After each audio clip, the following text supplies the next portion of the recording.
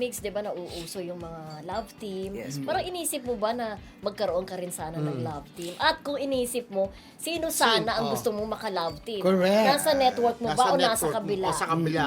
At mukhang nasa kabila yata ang alam namin eh, di ba? Ikaw ba? Sino gusto mo maging ka-love team sa network mo?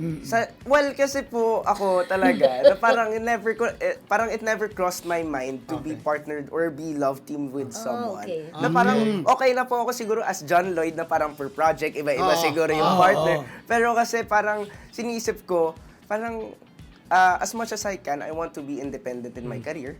And kung kaya naman po, or kung meron namang mga partner for sa mga projects, hindi ko naman po hihindihan yun. Pero paano pag pinush ng network na magka-love team ka?